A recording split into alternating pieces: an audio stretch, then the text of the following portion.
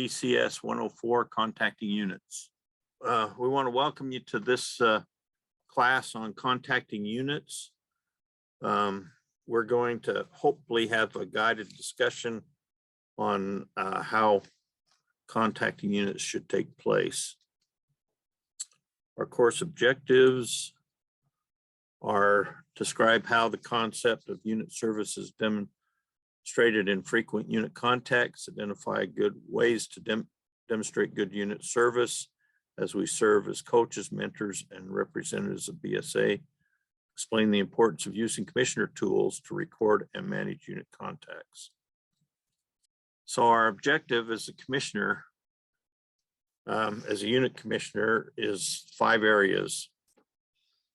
We're supposed to support unit growth and retention, contact units and capturing commissioner tools, the strengths, needs, and unit service plan that enables continual improvement, link needs to district operation committees and other resources, support timely unit, district, and council charter renewal, and support leaders by collecting and distributing information, enabling program training, and providing network opportunities. We're going to focus on contacting units. Our core task remains making contacts with units over the course of a year. This probably is the most important objective we can have as commissioners, because nothing else happens in unit service until we contact a unit and establish a relationship with the unit leader. We'll talk more about commissioner tools later. We need to note the strengths and the needs and access those through unit contacts and capturing commissioner tools, enabling commissioners to develop a customized unit service plan to address those identified needs. But the unit service plan is subject to another course as well. BSA has defined what a unit contact is. Richard, can I have you read that? Certainly. BSA has defined a unit contact as a meaningful exchange between a commissioner and one or more members of the unit. Okay, so what do you think it means when it says meaningful? We actually had a discussion about meaningful exchanges in the commissioner cabinet just a short time ago. I thought that was interesting. That would be a good example of not a meaningful one. A meaningful one means that you're actually informing one another of ideas, exchanging ideas, and that you're gaining an understanding between the two of you. If you've done that, I think that you're meaningful. Yeah, and that's what it says in the description here, is that it is an exchange between the commissioner and one or more members of the unit, that it makes it so that there is ideas being developed and shared, and friendships being developed and shared too. Why do you think we need to have this kind of a criteria? I think the premise we need to hit with Stuart is that the commissioners are there to have another set of eyes to help units to be successful and to help them with their problems. So that's a key part of that. And so I think that's why it's that we have meaningful there. Also, if you're going to help somebody, they need to know that you really care. And I think that's why the meaningful part is there. Right. Our mission is to prepare youth to make ethical and moral choices over their lifetime by instilling in them the values of the Scout Oath and Law. And as commissioners, we share that mission. We share it with the unit leaders who share it, and with others. So who can make a unit contact? a lot of people can make unit contacts. I even have units contacting each other, kind of a support because they want to do a camp out together. So, you know, there's those kind of contacts. There's the contact that I would have, and there's the contact that my commissioners would have, and all those different points of contact, I think are beneficial to every unit, but they're all different. The points of contacts are all very different. Can a professional make the contact? It's my job to make contact. Absolutely, yes. Yes. And in fact, commissioners have this, or professionals have the same role, similar type of role of what unit commissioners have.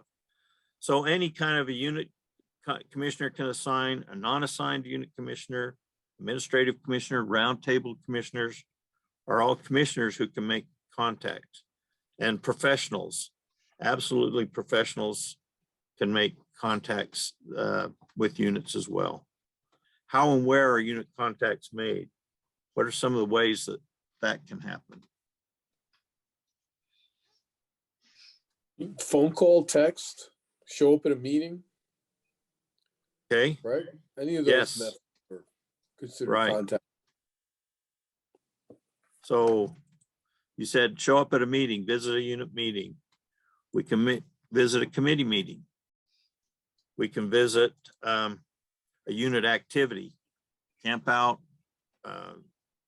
outdoor activity that they might be having.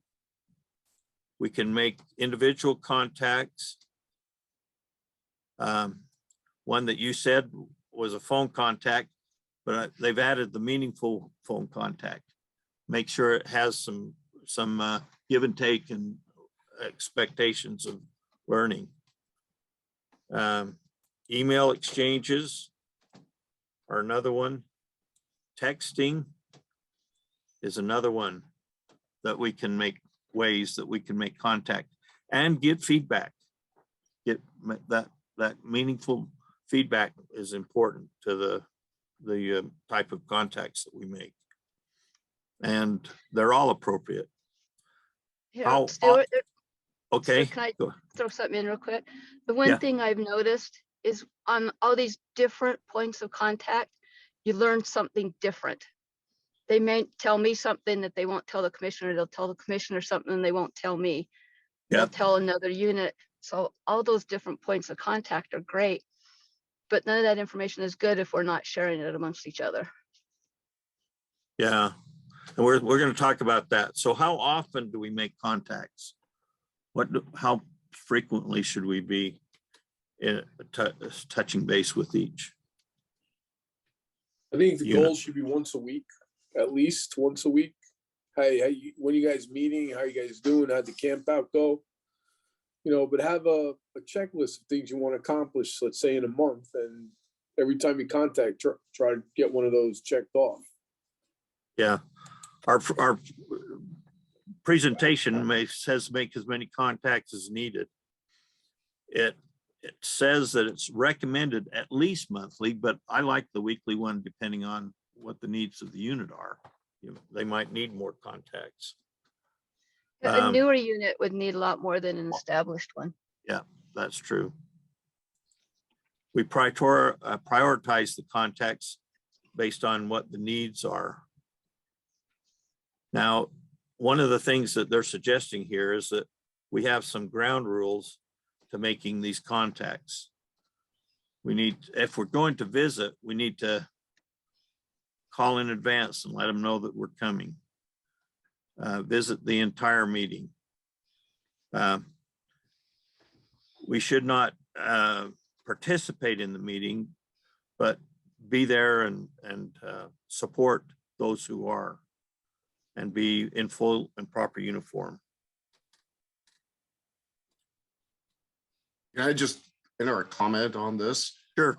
This guidance about calling in advance, actually, this was written down only relatively recently, but it's something that I've always done for all the years I've been a unit commissioner. One of the real problems that you have is that because of the hierarchy of council to district to unit, there's this idea that we have some sort of authority over those folks. And for people who are not accustomed to unit commissioners and that we're actually there to provide service, they think we're some sort of commander or inspector or some Yeah. other silliness like that. By calling in advance, it's just courteous. And boy, I've heard that word before. Just being courteous. And no matter what, even though I have had unit leaders, scoutmasters, and committee chairmen tell me, you don't need to call in advance. It's fine, come anytime. I still call in advance every single time. That's the very best way of doing it. Absolutely. And they've given us a list of some do's and don'ts. We should do, and one of them you've already mentioned is making that phone call. What are some things that we shouldn't do? Let's kind of throw it open for open discussion for the next few minutes. Don't go in with a clipboard and a pencil like Rich says, you're not the authority. I mean, you're not there over there to criticize or anything. So you just go hands-free and enjoy. I mean, put your phone away if you can, but. Yeah, some of the things it says on my list here on the do side is visit often, different types of visits, but often connecting to the unit makes the unit feel more comfortable with you being there. Be positive and smile. Bring something, a flyer, news, congratulations. We did talk about that in our commissioner cabinet. Yeah. Or two, and that some of them had a newsletter and some of the districts didn't. We'll proceed. We'll pursue more of that this coming. We've added a new camping leader to our district, and he's publishing a camping newsletter that's going to make it very nice and convenient for unit commissioners to go and visit and be able to bring something. It's a really a good newsletter he's offering. I was wondering, I mean, you bring what you're going to bring based on your meeting, right? If you're going to observe the troop in action, you just sit there and watch what they're doing. But if you're going to sit down and discuss, Journey to Excellence or to a newer unit or explain what that is, I mean, you should come prepared to create a baseline Journey to Excellence and then also the current Journey to Excellence, and have the forms with you be proper. But set their expectation that, hey, I'd like to talk to you about, that's what the call ahead of time is. Set their expectation. That's what you want to discuss with them, and explain that that's one of the vital guidelines to a unit of the Journey to Excellence. It's one of the baselines that they want to use. That's a good comment. Appreciate that very much. One of the things it says is listen, active and empathetically. Ask, is there anything you can do to help? This is an interesting one. Check your ego at the door. What do you think that means? Richard, you're shaking your head. Yeah, that is absolutely true. One of the things, especially some of us who are old scouters, we knew the way our troop did it. Or, I was a scoutmaster and stuff like that. Well, that doesn't matter. And you don't necessarily have to share all that kind of stuff. And you certainly don't want to act like you're imposing those kinds of things. Every troop has its own character, has its own personality. And even new units are in that formative state. Let them form. All we do is we just kind of watch it, and we hope that they stay in their lanes, and we help them with those kinds of things.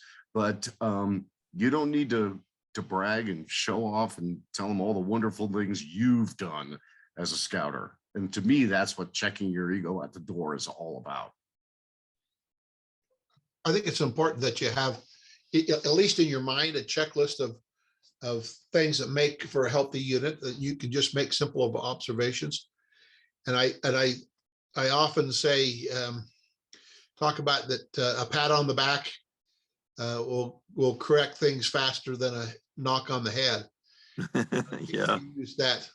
We use that analogy that let people know that we are there to help them and sometimes be a part of the solution if you can. You know, Yeah. Paul just mentioned JTE. That is my primary tool as a unit commissioner. I don't necessarily keep those, you know, well, I actually have it in my notebook, but I don't actually have those referred out. I keep that in my head. I am looking at the unit in relation to JTE and how are they doing? What are they doing? All the rest of that kind of stuff. That is my active observation tool. And that is a very valuable one. I find it very easy to remember those things. And, you know, unit that's doing good JTE tends to be a good unit.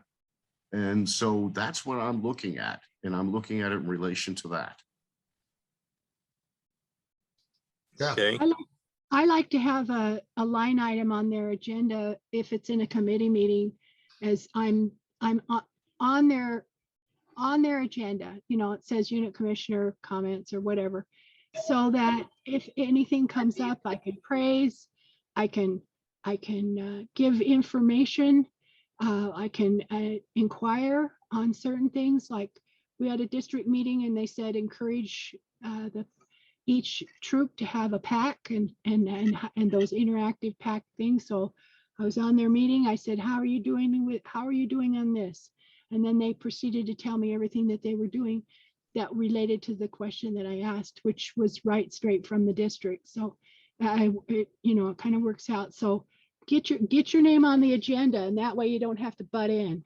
You know, you just it's a kind of a natural thing to do. Yeah, the couple more do's that's on the list here is follow up on questions you couldn't answer, follow up on promises, follow up with a thank you, and then respond promptly to messages that you might get that are extra.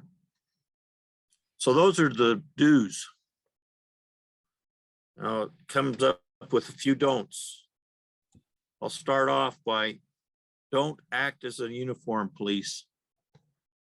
Don't enter your visit while you're there on the commissioner tools. That's supposed to be done later. Don't be late. Don't overstep bounds. Don't take sides. There's a controversy in the unit. Don't take sides.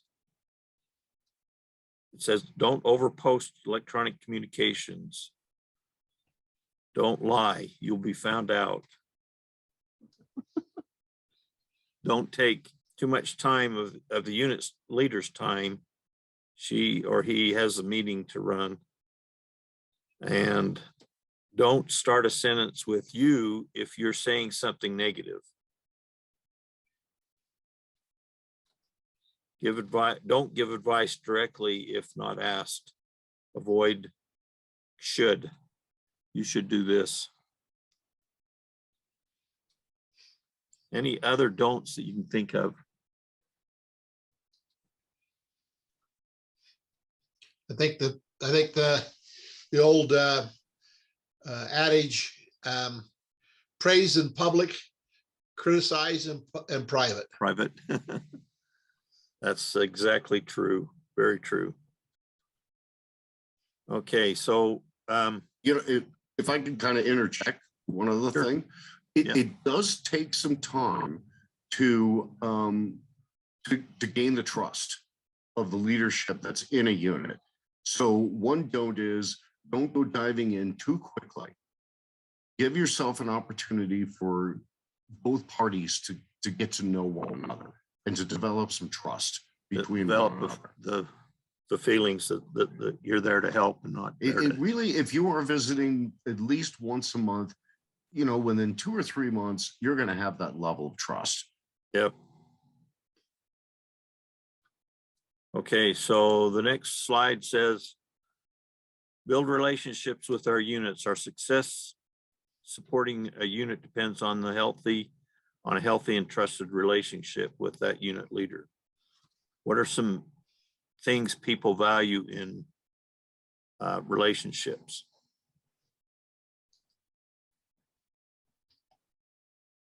I've always said that that respect has to come from the top down.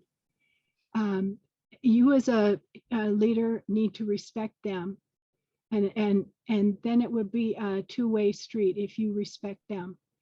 And, you know, just in all relationships, it's always top down respect, you know, because if they don't respect you, it's because you're probably not respecting them. Okay, that's a good comment. Any others?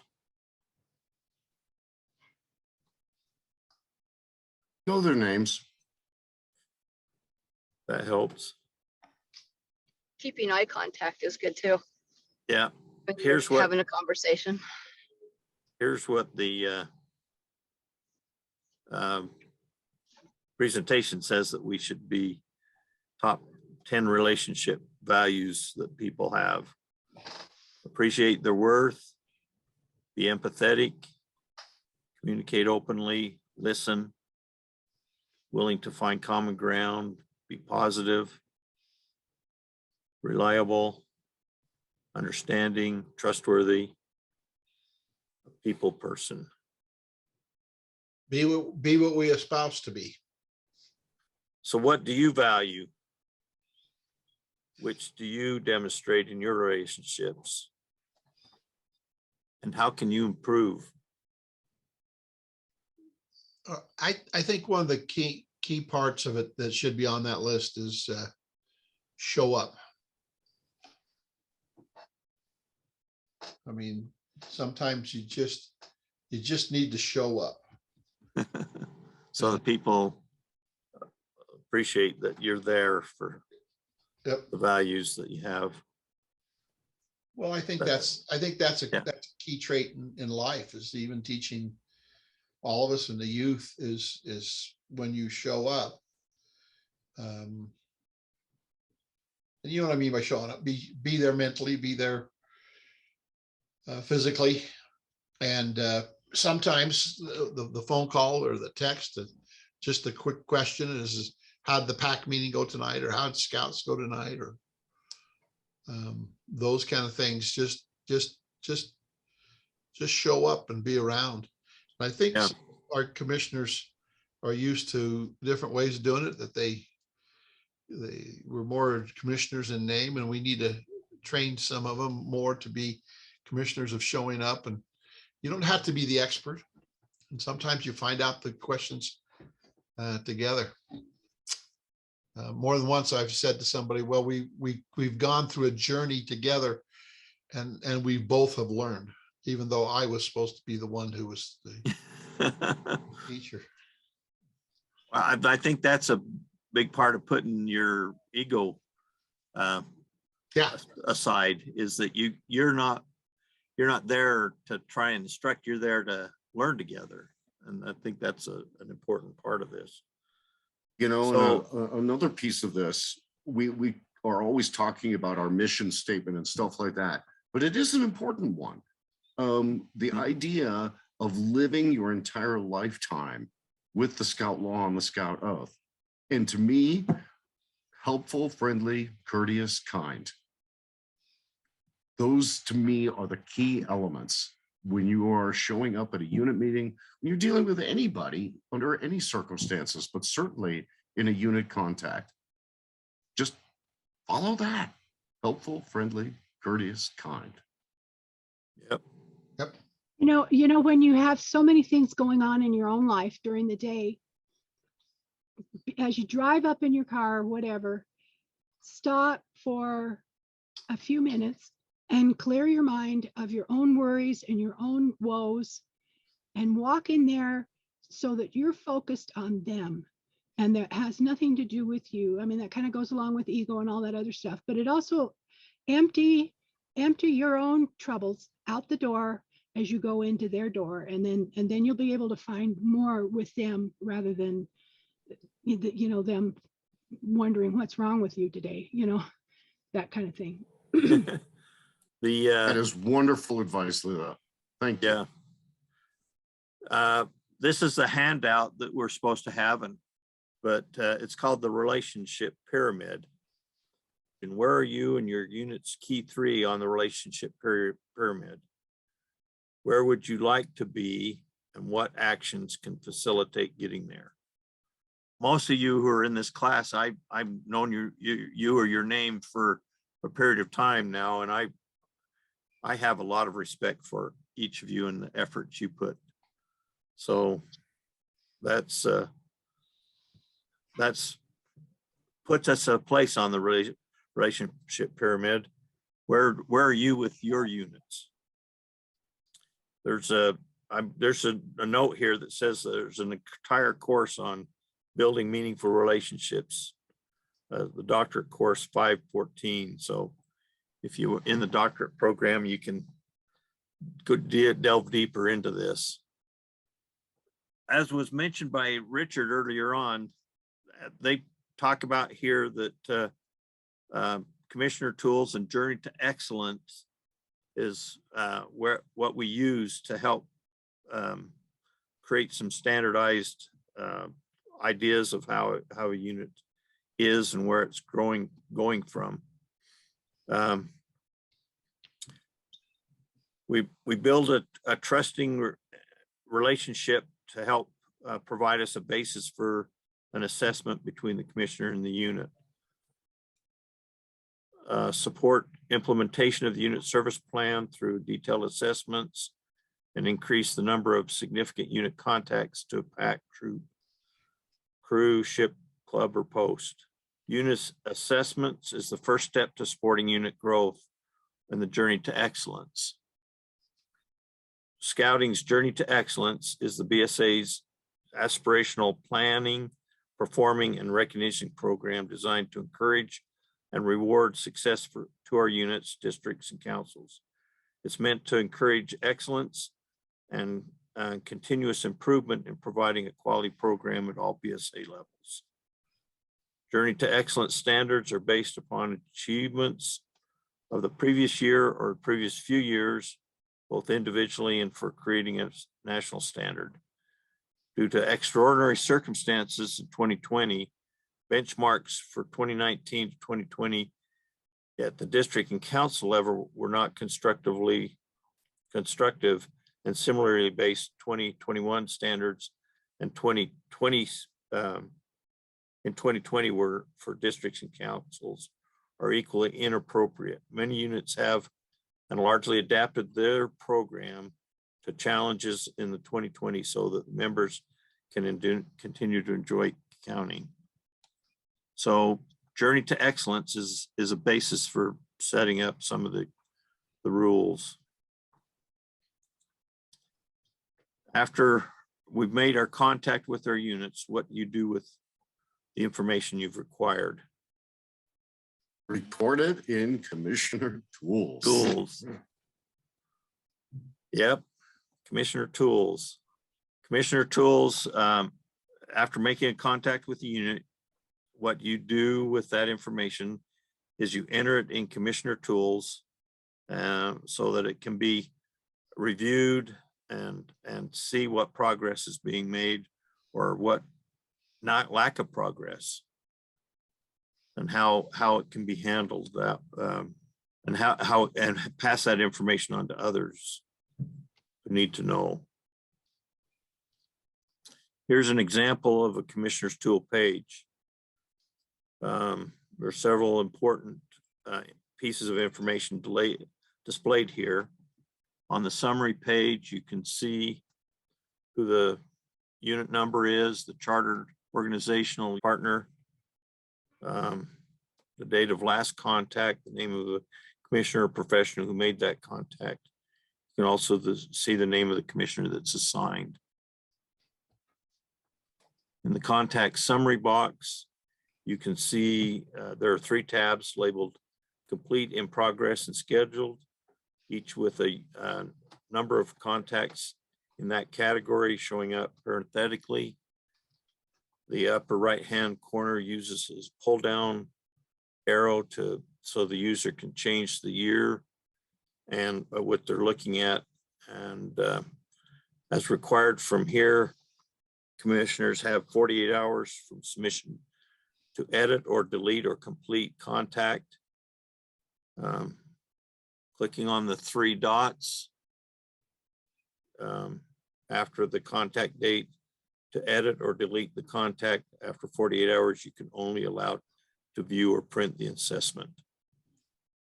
The final box displays the unit's health indicator for the unit based on the latest detailed assessment. These indicators only appear when a detailed assessment has been completed. So there are questions on that page that you can see. Okay.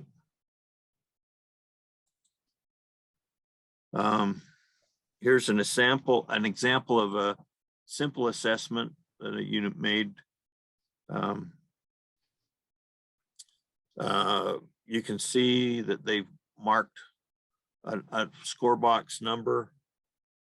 They put comments in the comment field, and so that that's actionable information that might be available to help with a unit, and those who might be providing assistance to the unit. From these updates, we can do reports. The ones that are highlighted are reports that are based upon unit assessments. Unit commissioners can input valuable information. They record and what they've done to assist the unit.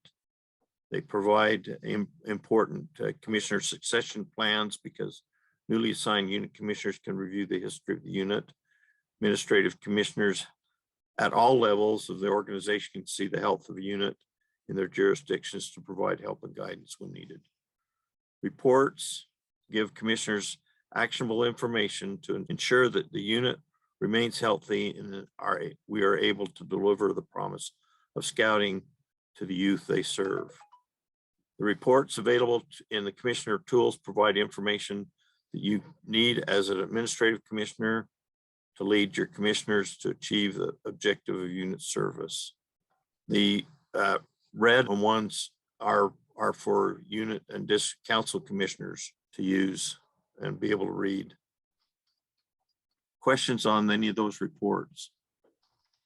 I always struggle to get into them, but I figured out after I type around for a minute. I think their access could be a little clearer. I think it's just basically you click the report button and get into them. Yep. Yeah. There's training available for commissioner tools. It says that here that there are 5 videos in the BSA Learning Center that are about commissioner tools. And there's also some PowerPoints that are available and questions that can be answered. Have any of you taken any of the training that's available for commissioner tools? Yeah, I have too. Yeah. There's some ongoing training that's available. I've been trying to use that with my commissioner meeting so that I can make sure people can see those trainings that are available. So as a summary, commissioner's core task remains to make contact with the units over the course of a year. Multiple contacts are what we want to have happening. Unit contacts provide opportunities for coach or mentor unit leaders and to develop a healthy relationship between the unit and the commissioner. Unit strengths and needs captured in these contacts are recorded in the commissioner's tools to provide actionable information. Any questions on what we've talked about? Did we cover the prospects of making a unit visit adequately for everyone to understand? Any questions or comments? Anything we need to follow up on that we didn't cover? Oh. Thank you for being here.